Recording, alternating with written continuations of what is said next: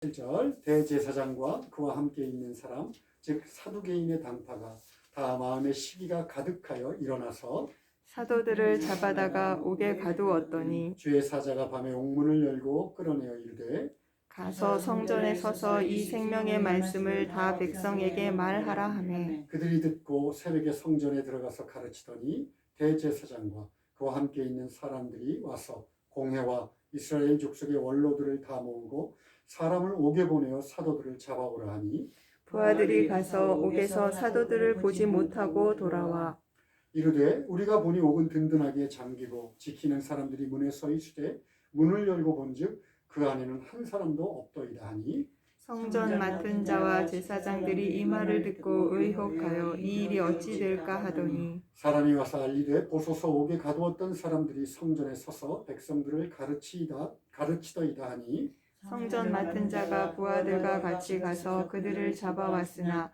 강제로 못함은 백성들이 돌로 칠까 두려워함이더라. 그들이 끌어다가 공회 앞에 세우니 대제사장이므로 이르되 우리가 이 이름으로 사람을 가르치지 말라고 엄금하였으되 너희가 너희 가르침을 예루살렘에 가득하게 하니 이 사람의 피를 우리에게로 돌리고자 함이로다.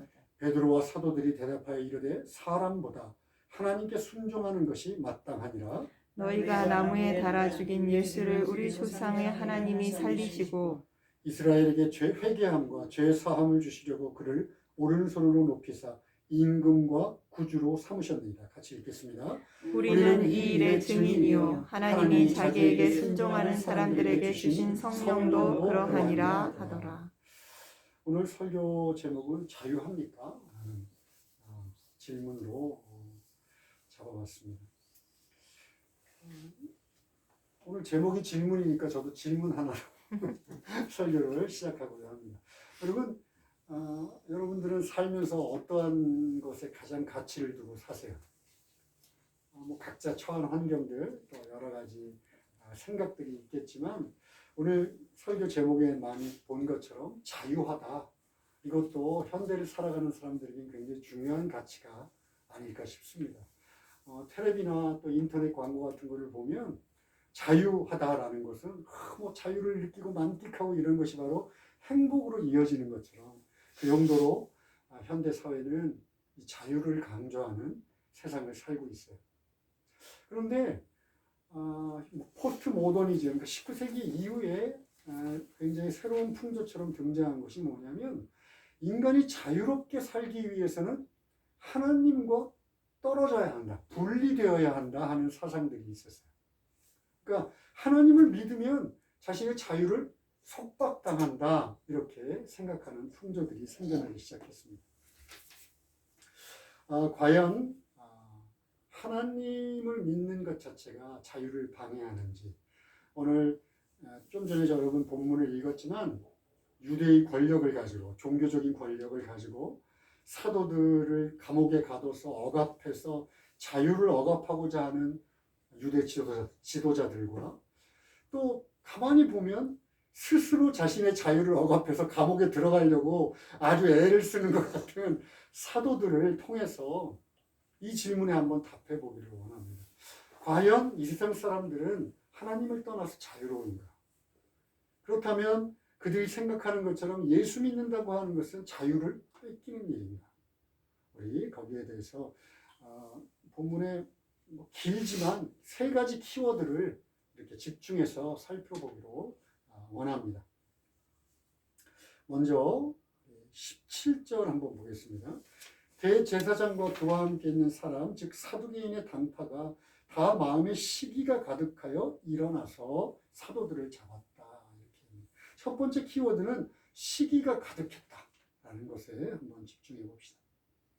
여러분 아시는 바와 같이 이 사도들은 지금 우리들이 굉장히 존경하고 대단한 사람이라고 얘기하고 있지만 사들은 사실은 갈릴리 어촌에 있는 촌사람들이에요. 평생을 낚시를 했던 사람들입니다. 그러니까 어부를 했던 사람들이에요. 무학의 사람들입니다. 무학의 사람들. 그런데 그에 반해서 이 대제사장과 사두개인들은 신전에서 일을 하면서 종교 권력을 가지고 정치, 경제를 다 장악하고 있는 이스라엘의 최고 가는 사람들입니다. 이 사람들이 왜 시기가 가득했을까요? 이 사도들에게.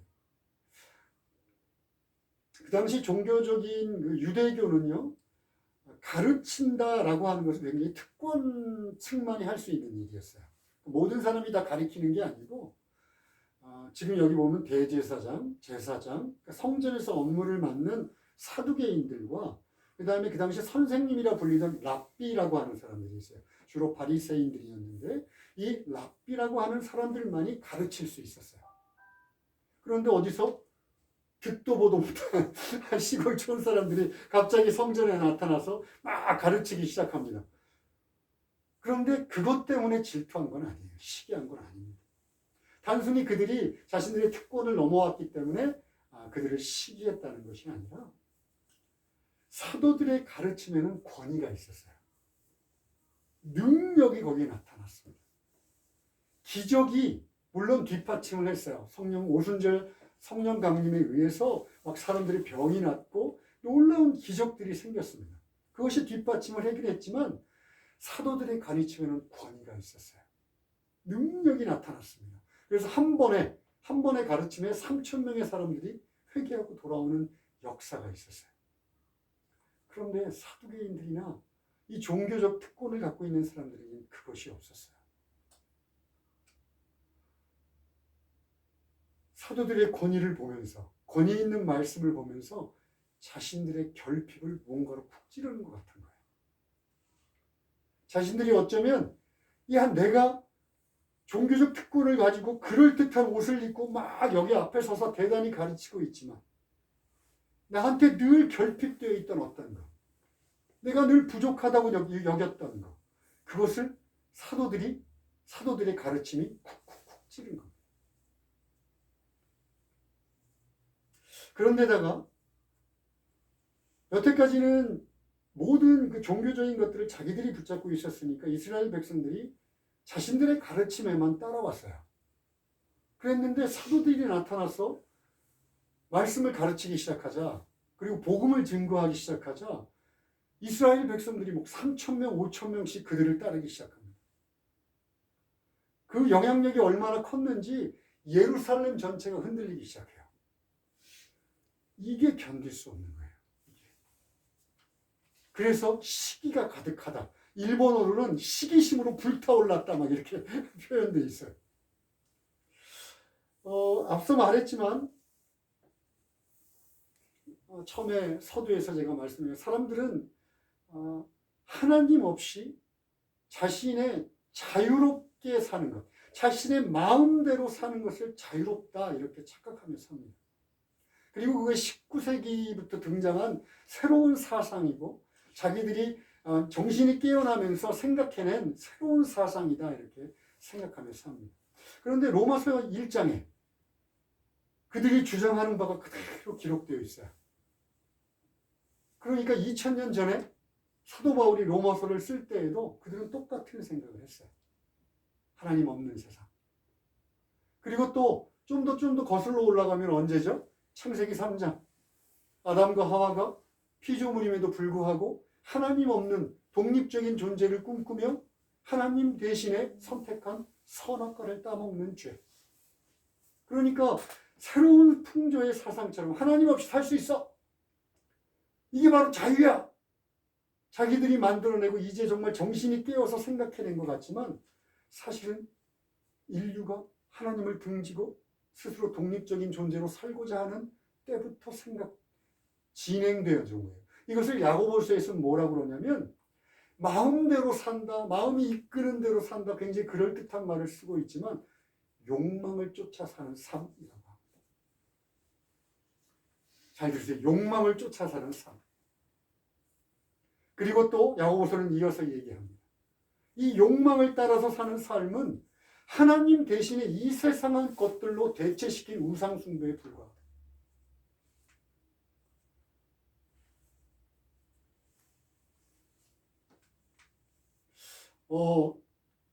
하나님 없는 삶을 꿈꾸기 위해서 이 세상의 것들로 그것을 대체시키는 삶을 자유라고 착각을 하면요. 이 욕망은 뭔가 우리들에게 파괴적이지 않고 우리들을 만족시킬 수 있는 뭔가가 있어야 돼요. 하나님의 역할을 대신해야 되니까. 그런데 이 욕망은 스스로 만족할 줄 몰라요. 계속해서 뭐 하나가 달성이 되면 또 다른 욕망이 불타오릅니다. 그리고 욕망의 특성은 스스로 만족하지 못하니까요. 어떻게 하는 줄 아세요? 비교합니다. 자기가 갖고 있는 것을 남들과 비교하고 자기가 없는 것을 남들과 비교하면서 끊임없이 확인합니다. 끊임없이. 그래서 남들보다 내가 좀 낫다. 그러면 괜찮아. 만족해. 그런데 내가 남들이 갖고 있는 것을 못 갖고 있어. 내가 갖고 있는 게 남들에 비해서 열등해. 이러면 화가 납니다. 시기심과 질투심이 불타오릅니다. 욕망을 쫓아 사는 삶. 오늘 사두개인들이나 이스라엘의 지도자들이 대단하잖아요. 종교 권력, 정치, 경제, 사회 모든 것을 갖고 있을 것 같아요. 그런데 그들이 일개 촌사람, 사도들의 가르침에 시기가 불타오릅니다. 자신들이 남들이 보기엔 대단한 걸 갖고 있는 것 같지만 자신들의 욕망으로 채울 수 없는 어떤 것을 누가 건드려주면 화가 나서 견디질 못해요. 시기심 때문에 견디질 못해요. 이것이 욕망을 쫓아 살아가는 삶입니다. 한국에 제가 근무했던 어떤 회사가 있었는데 둘째가 라면 서러운 재벌 회사의 회장님께서 그 당시 굉장히 경쟁사였던 어떤 또 재벌의 그 이니셜의 첫 글자를 얘기하는 것도 막 화를 내신대요. 그래가지고 부하들이 늘 그 얘기를 잘못해서 할까봐 전전긍긍했다는 얘기가 있었어요. 여러분, 수조 원대의 재산을 갖고 있는 사람도 자기가 못 가진 것을 갖고 있다고 생각하는 그 사람의 회사 이름 첫 글자를 얘기하는 것도 열받아서 견디지를 못해요. 여러분, 재벌들 얘기만 뿐인가요? 우리들은 어떻습니까? 여러분이나 저나 왜 세상이 불편하고 힘든가요? 비교하니까. 비교하니까. 자기가 갖고 있는 것을 비교하고 없는 것을 비교하고 그것 때문에 이라이라하고 안절부절하고 화를 내고 시기하고 질투하고 결국은 죄를 짓고 심지어 건강마저도 상하는 것. 이것이 욕망을 쫓아 살아가는 삶입니다. 마음 아프지만 견디기 힘들지만 인정할 수밖에 없어요. 여러분, 욕망을 쫓아가는 삶은 마음대로 마음이 이끄는 대로 산다라고 얘기하지만 절대로 자유를 주지 못합니다. 또 다른 욕망이 마치 출구가 없는 미로 속에 우리를 빌어넣고 헤매이도록 만드는 거예요. 이것을 욕망의 노예라 부릅니다. 자유함이 아니에요.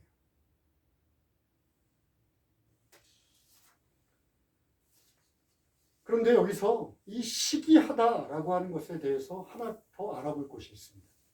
이 시기하다라는 헬라어, 그러니까 그리스어가 제로스예요. 제로스. 근데 이 제로스는 시기하다라는 뜻도 한 반 정도가 그것이지만 또 반은 열심, 열의를 내다라는 뜻이에요. 그러니까 무언가를 위해서 열심을 내는 것을 이 제로스라는 단어를 씁니다. 그럼 물론 제가 여기서 뭘 얻기 위해서 뭔가를 성취하기 위해서 열심을 내는 건 틀렸어 이런 말을 하는 것이 아닙니다. 그런데 뭔가 열심을 낸다고 항상 옳은 것은 아니에요. 왜냐하면 내가 이것이 옳아 하고 열심을 내지만 그 판단의 기준이 누구냐면 나예요. 나. 내가 옳다고 여기는 거예요. 그래서 만약에 그것이 잘못된 생각이면 많은 사람에게 피해를 주기까지 합니다. 대표적인 예가 나치 정권 속에서 유대인들 600만 명을 학살했던 적이 있어요. 그런데 거기에 그 일을 담당했던 많은 사람들 중에 대부분이, 한두 사람이 아니에요.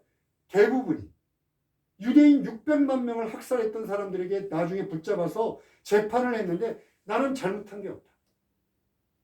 나는 조국에 충성했을 뿐이다. 나는 명령에 열심히 따랐을 뿐이다 라고 하면서 자기들의 잘못을 인정하지 않습니다. 왜요? 자기가 그릇된 생각을 하고 있다는 걸 모르기 때문에 그래요. 여러분, 인간이 스스로 자신을 판단할 수 있는 것은 아주 열악한 환경 속에 있습니다. 이걸 우리는 죄성이라고 성경에서 얘기하지만 자신들이 판단은요, 오늘 다르고 내일 달라요. 감정은요, 30분 간격으로 바뀔지도 몰라요. 지금 막 뜨겁게 사랑했던 것이 내일이면 차갑게 식어버리는 것이 인간의 기준입니다. 그런데 그 기준으로 뭔가를 열심히 하는 것, 이것이 항상 옳을 수는 없어요.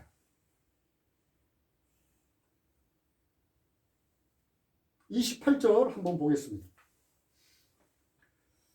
이르되 우리가 이 이름으로 사람을 가르치지 말라고 엄금하였을 때, 보세요, 이제 이것입니다.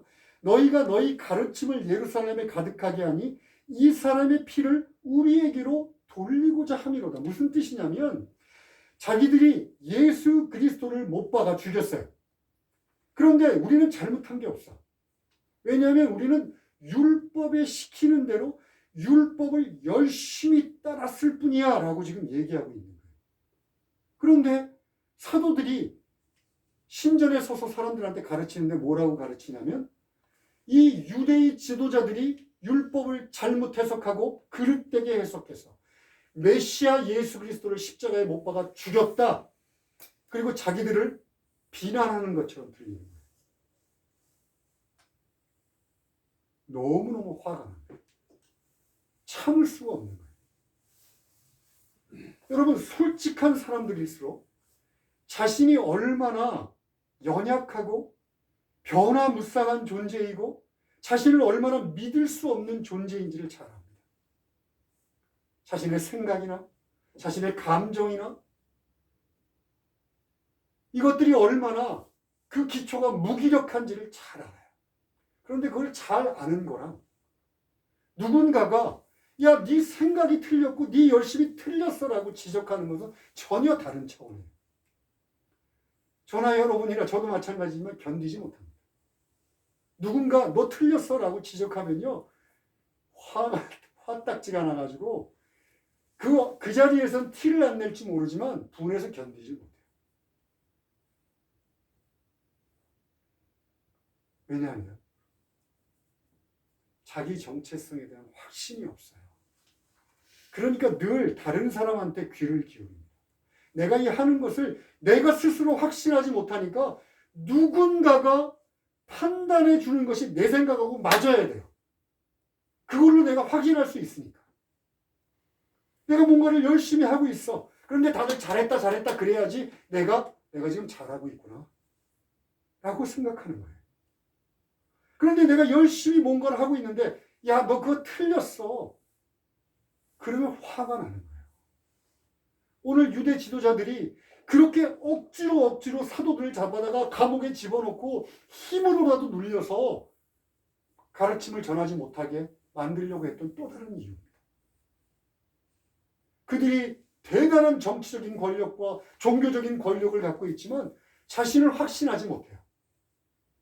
자신들이 했던 일에 대해서 확신을 갖고 있지 못하니까 너 틀렸어 라고 하니까 견디지를 못해요. 여러분, 하나님을 떠나서 자기 자신대로 자기가 믿는 대로 살아간다는 것이 얼마나 어리석은 일인지 몰라요. 어떤 기준 없이 내가 기준이 되는 삶이 얼마나 어리석고 연약하고 열악한 삶을 만들어내는지 모릅니다.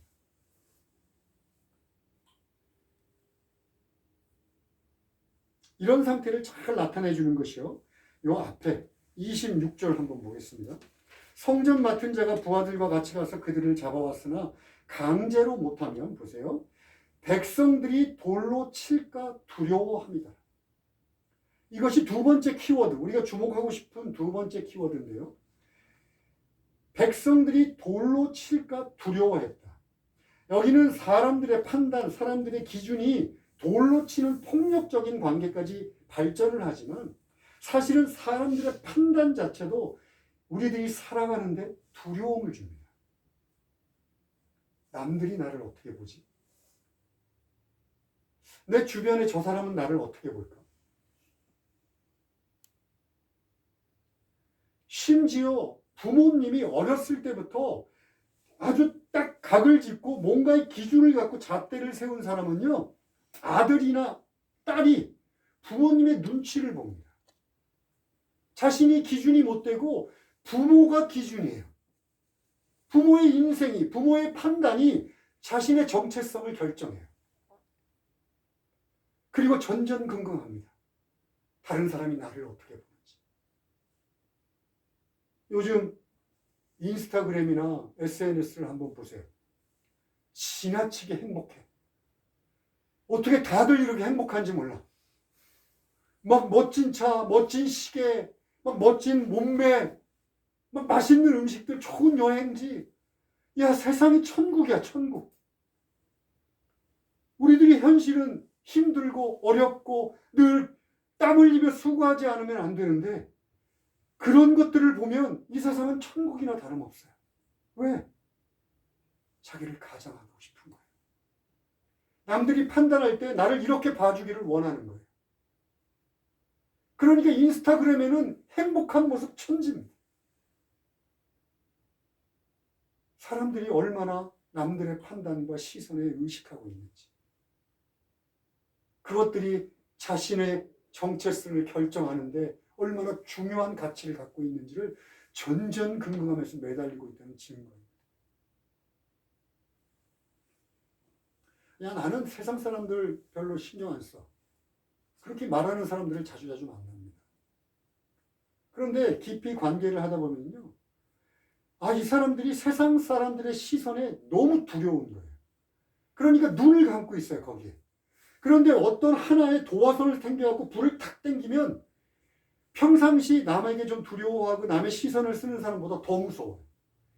막 불같이 화를 내고 욕을 해대고 자신을 잘못 판단한 사람을 음해합니다. 사람은 절대로 남의 시선으로부터 자유할 수 없습니다. 왜냐하면 자기 자신의 연약함을 너무 잘 알기 때문에 그래요. 내가 얼마나 죄 많은 인간이고, 내 생각이 얼마나 짧고, 내 감정이 얼마나 기복이 심하고, 이거를 잘 아는 사람일수록 더 열심히 남들에게서 자신의 가치를 인정받으려고 합니다.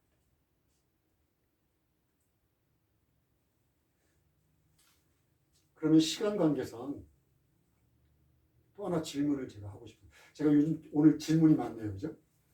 그러면 예수 믿으면, 교회 다니면 괜찮습니까? 제가 지금 얘기했던 걸로부터 다 자유롭습니까? 요즘 이런 얘기 많이 듣습니다. 교회 다니는 것이 더해. 야, 민폐야, 민폐. 뭐 이런 얘기 많이 듣습니다.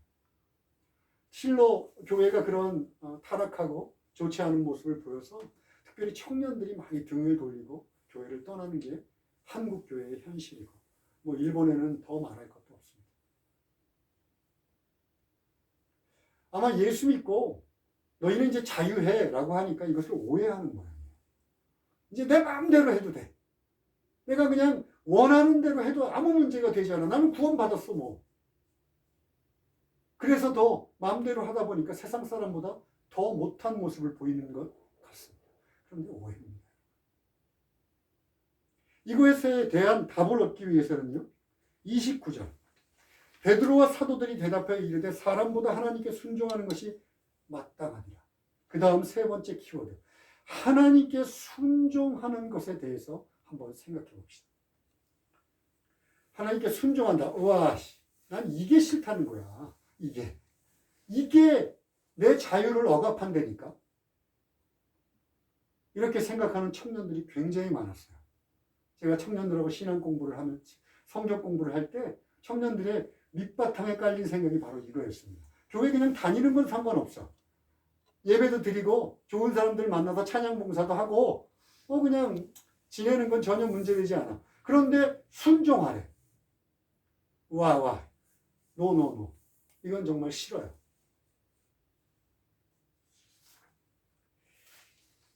또 하나 묻고 싶습니다. 여러분, 어떤 사람이 단 거를 굉장히 좋아해요. 단 거를 그래서 굉장히 먹고 싶어 해요. 그런데 또 이 사람이 당뇨를 갖고 있어요. 그런데 또 건강하게 살고 싶어 해요. 자, 그러면 단 거 맘대로 먹고 또 건강하게 살고 싶은 것도 둘 다 가능한 방법이 있나요? 제가 당뇨 환자라 알지만 불가능합니다. 당뇨는요, 아무리 약을 먹고 인슐린 주사를 맞아도 단 거를 지 마음대로 먹어갖고는 절대로 건강하게 살 수 없어요. 얼마 안 있어 합병증이 와서 좀 안 좋은 결과를 맞이합니다. 무슨 얘기냐면 하나를 포기하고 하나를 선택해야 돼요. 자기 마음대로 하고 싶다고. 단 거 먹고 싶은 것도 자기 마음이에요. 건강하게 살고 싶은 것도 자기 마음입니다. 그러나 이 두 가지를 다 함께 할 수 있는 방법은 없어요. 인생은 다 이렇습니다. 뭔가를 하나 선택하려면 하나를 포기해야 합니다. 그런데 내가 뭔가를 하나 선택했다고 합시다. 인생을 살면서 나한테 자유를 주고 행복을 주는 것을 하나 선택했다고 합시다. 그런데 이것이 영원합니까? 이것이 정말 절대적입니까? 라고 물어보는 건 별개의 차원이에요. 만약 내가 선택한 것이 잠시 잠깐 있다가 없어질까? 썩어 없어질 것? 기초가 연약해서 무너지고 말 것? 그런 것을 내가 선택했다면 내 인생도 동일합니다. 물질이나 물질로 얻은 자랑거리나 여러분 사랑의 관계도 영원히 지속될 수 없어요. 제가 자녀들을 굉장히 열심히 사랑하지만 언젠가 빠이빠이 그 사랑의 관계는 끊어집니다.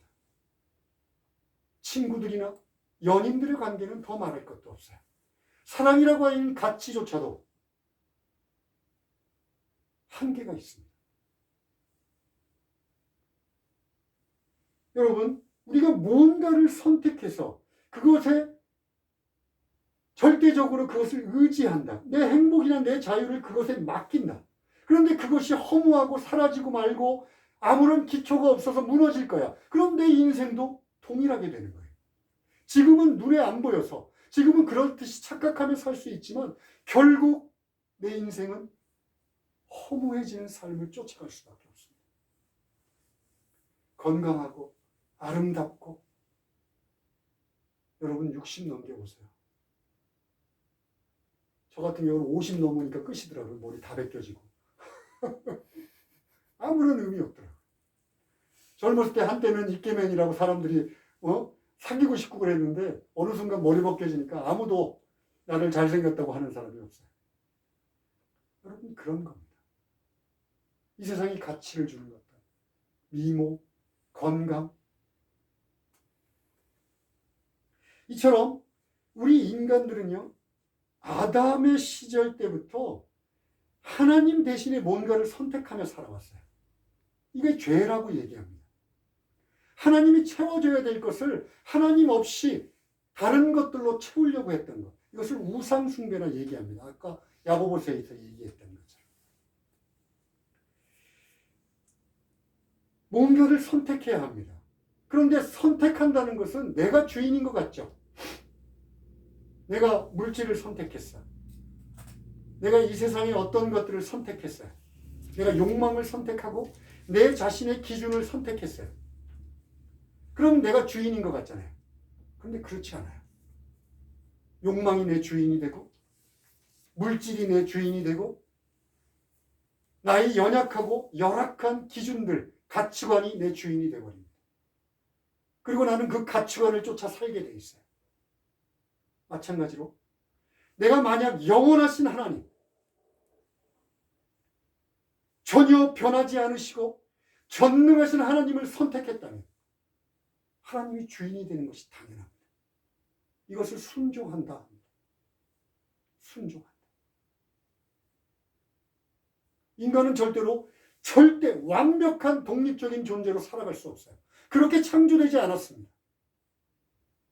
인간은 누군가를 의지하며 그것으로부터 자신의 존재의 본질을 확인하며 살도록 창조되었습니다. 그래서 하나님을 선택하며 하나님께 순종하는 것은 당연합니다. 그런데 역설적이게도 하나님께 순종한다는 것이 바로 자유를 갖다 줍니다. 여러분은 종교인과 다릅니다. 예수를 믿는 것은 종교 생활과 달라요. 왜냐하면 이 세상에 인간들이 만들어낸 종교는요, 하나님이라고 하는 존재, 그 신이라고 하는 존재가 인간들과 인격적인 교제를 나누는 신이 단 하나도 없어요. 뭔가 저 멀리 어떤 곳에서 경배를 받고 우리들이 바라고 소망하는 것들을 들어주는 존재일 뿐이지, 우리들과 인격적인 관계를 맺고 우리들을 위해서 자신을 희생하고 그런 신들이 없습니다. 그런데 오직 우리가 믿고 있는 하나님 되신 예수 그리스도께서 이 땅에 오셔서 우리들과 인격적인 관계를 맺고자 자신의 자유를 제한시켰습니다. 전능하시며 무소부재하시며 우주에 가득하신 그분이 한 여인의 태로 들어왔어요. 말씀 한마디로 천지를 창조하셨던 그분이 인간들의 언어를 배우십니다. 전능자 창조주 하나님이 인간의 육신을 입고 아장아장 걷기를 시작하고 달리는 것을 배우고 이 세상에서 목공으로 일을 하시며 그렇게 당신의 자유를 제한하셨습니다. 왜 그러셨을까요? 누가복음 4장 18절 후반절입니다. 같이 읽겠습니다. 나를 보내사 포로된 자에게 자유를, 눈먼 자에게 다시 보게 함을, 전파하며 눌린 자를 자유롭게 하고. 자유를 주시겠다는 거예요. 그 다음 밑에 요한복음 8장 32절. 진리를 알지니 진리가 너희를 자유롭게 하리라. 이 진리는 말씀이 육신이 되어 우리 안에 거하신 예수 그리스도를 의미합니다. 즉 예수님의 뜻은 분명해요. 이 땅에 오셔서 너희들에게 참 자유를 주기를 원한다. 죄의 억압으로부터 너희를 건지고 이 세상에 멸망할 것들로부터 너희를 건져서 영원한 소망을 주시고 이 소망이 바로 자유가 되게 해주시겠다는 것이 예수님이 이 땅에 오셔서 당신의 자유를 제안하신 이유입니다.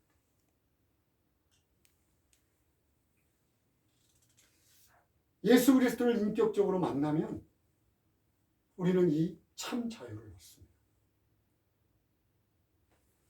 그리고 참 자유를 얻은 자만이 강제가 아니라 자발적으로 하나님의 뜻을 순종합니다. 왜냐하면 아까도 얘기했지만 인간은 만들어질 때 하나님의 창조의 목적대로 하나님을 의지하며 살도록 되어 있어요. 즉 그리스도 예수를 통해서 예수 그리스도를 인격적으로 만난 자는 그 인격적인 만남을 통해서 자신의 상태가 회복되고 원래 창조의 목적대로 하나님을 의지하는 존재로 살아갑니다. 이것을 순종한다라고 얘기합니다. 그러니까 순종한다라고 하는 것은 억압한다는 개념이 아니라 내가 창조의 목적대로 살아가는 자가 되었다라는 것을 의미해요.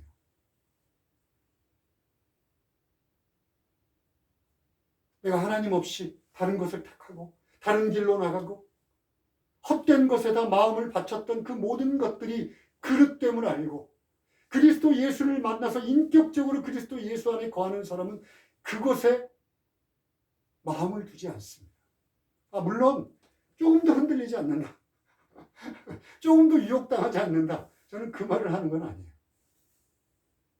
그러나 계속해서 반복해서 늘 똑같이 그 죄악된 습관들을 쫓아서 안절부절하며 살지 못합니다. 아니 못해요. 못해. 예수 그리스도께서 우리 안에 가득 차 계신데 그 일은 있을 수가 없어요. 그런데 문제는요. 왜 교회가 욕을 먹느냐. 인격적으로 만나지 못한 사람들이 너무 많아요. 교회는 다니는데 예수 그리스도를 인격적으로 만나지 못한 사람들이 너무 많습니다. 여러분, 이거는 어떤 사람이 특권을 갖고 만날 수 있는 게 아니에요. 원하지 않아서 그래요. 원하지 않아서. 성경은 분명하게 얘기합니다. 너희가 찾고 두드리고 내게 나와서 구하면 반드시 주겠다. 누가복음 11장에 너희가 악한 자라도 자식에게 좋은 것으로 줄 줄 알거든 구하는 자에게 성령을 주시지 않겠느냐. 이 성령이 있어야지 그리스도를 만날 수 있어요. 그런데 구하지 않습니다. 그러니까 예수 그리스도를 인격적으로 만나고 누리게 되는 참 자유와 참 평안과 이 세상이 줄 수 없는 놀라운 은혜와 행복을 누리지 못해요. 교회를 다니는데. 그러니까 성경이 말하는 참 자유가 아니라 이 세상의 헛된 것들을 구하는 가짜 자유에 빠져서 그 자유를 오용하며 살아갑니다. 이것이 오늘날의 교회의 문제예요.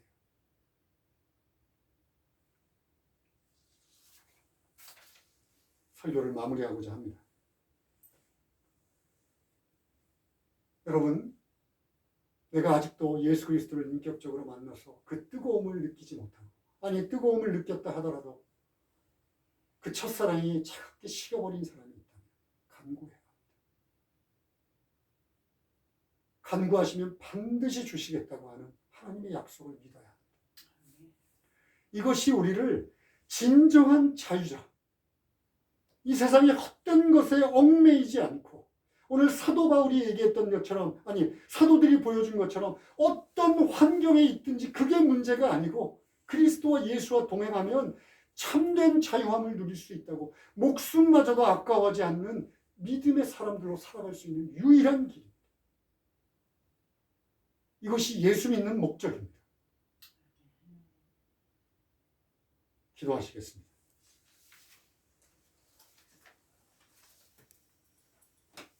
하나님 아버지, 이 세상은 끊임없이 하나님 없는 세상을 아름답다, 또 현대적이다, 세련됐다, 끊임없이 이야기합니다. 그러나 헛된 것들입니다. 얼마나 의미 없는지 그저 30-40년 인생을 살아보면 깨닫는 것들입니다. 오 주여, 우리들의 마음에 오셔서 성령으로 우리들의 마음의 문을 여시고 그리스도 예수를 온전한 인격적인 구주로 영접할 수 있는 은혜를 부어 주시옵소서. 아버지, 이곳에 앉은 자 한 사람 한 사람들은 절대로 한 사람도 빠지지 않고 성령의 능력으로 그리스도 예수를 인격적으로 만날 수 있도록 주여 축복하여 주시옵소서. 예수님의 이름으로 기도합니다. 아멘.